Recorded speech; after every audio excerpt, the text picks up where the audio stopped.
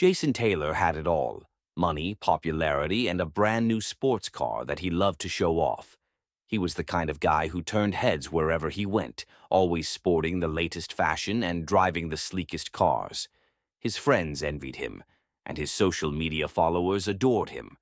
To Jason, life was about luxury, status, and never settling for anything less than the best. One afternoon, Jason was driving through the neighborhood with his friends when he saw his childhood friend, Ben, walking beside an old, beaten-up car. The car was ancient. Rust spots dotted its surface. The tires were practically bald, and the paint was peeling off in patches. It looked like it belonged in a junkyard rather than the street. Ben, always the quiet one, was bent over the engine, deep in concentration, trying to fix something. Jason slowed down and rolled down his window, smirking. "Hey, Ben, did you pick that thing up from a scrapyard or what? I didn't know you were into classic junk." His friends burst into laughter, some of them snickering, others shaking their heads in disbelief. To them, the idea of driving something so old and run down was incomprehensible. Everyone knew that success came from owning the most expensive, cutting-edge things. But Ben? He wasn't like everyone else. Ben stood up, wiping his hands on a rag. His face flushed a bit from the embarrassment, but he tried to hide it with a half-smile. "It's a project car, Jason," he said quietly. "I'm working on restoring it." Jason's laughter grew louder. "Restoring it?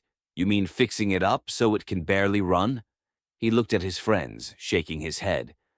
"Man, you've got to be kidding. You're wasting your time with that junk." Ben's smile faded, and he gave a small shrug. "Maybe, but it's what I enjoy." Jason wasn't buying it. "Whatever, dude," he said, revving his engine and speeding off, leaving Ben standing there, feeling small.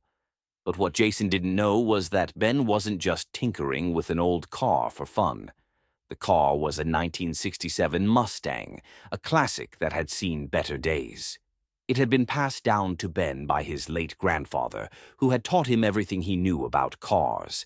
After his grandfather's death, Ben made it his mission to restore the Mustang, not for himself, but for a cause much bigger than his personal enjoyment. Over the next few weeks, Jason didn't think much about Ben's car.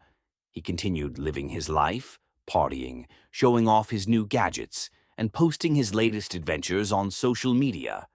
But one day he received an invitation to a charity event hosted by a well-known organization. The invite promised an exclusive experience with celebrities, lavish food, and of course the opportunity to donate to a great cause. Jason wasn't particularly interested in the charity itself, but he couldn't resist the idea of getting his face in the media and mingling with the right crowd.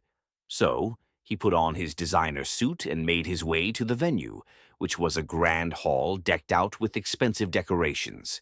As Jason entered the hall, he was immediately greeted by a team of event coordinators who ushered him inside. The atmosphere was filled with excitement, and Jason couldn't help but feel important. But it was the sight of a familiar face in the corner of the room that caught his attention.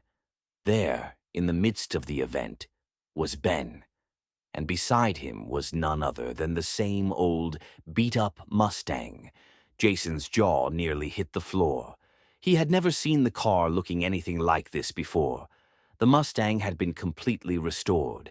Its body was flawless, the paint a deep, glossy black, the chrome shining brilliantly under the lights. The tires were pristine, and the engine had been fully rebuilt, looking like new. It looked like a car straight out of a high-end car show. But the most surprising part? This wasn't just some luxury car show. The Mustang was parked at the center of a charity auction, one that was raising funds for underprivileged children in the community. "Ben?" Jason called out, barely recognizing his friend in his crisp shirt and jeans. Ben turned, his expression calm but proud. "Hey, Jason." "What? What is this?" Jason asked, pointing at the car. "This is the car I've been working on," Ben said, his voice steady. "The one I was telling you about. I've been restoring it for months. The auction tonight will raise money for children who need medical care and education. Jason's eyes widened. He had no idea. Ben had poured his heart into fixing up that car, and now it was about to raise thousands of dollars for a cause Jason had only ever donated to because it was trendy. He suddenly felt small, humbled by the realization of how wrong he had been. As the auction started, Jason watched in awe as the bids for the Mustang skyrocketed. In the end, it sold for an amount far beyond what anyone expected. And the money? It would be going directly to the charity Ben supported, a cause he cared about deeply, using his passion and skill to help others. Jason stood there, stunned. He had mocked Ben's project, belittled it, and now he realized that the Mustang wasn't just a car, it was a symbol of everything he had taken for granted.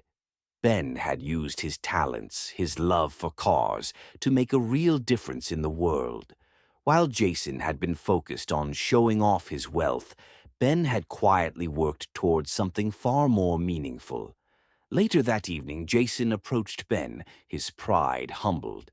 I'm sorry, he said. I was wrong about the car. I didn't know what it really meant. Ben smiled, a sincere warmth in his expression. It's all right, Jason. You didn't know, but now you do. Jason learned the powerful lesson that true worth isn't about the things you own or the image you project, but about the impact you make in the world. Ben's restoration of an old Mustang wasn't just about building a car, it was about restoring hope and giving back to the community. Sometimes the most valuable things in life aren't the ones that cost the most, but the ones that come from the heart.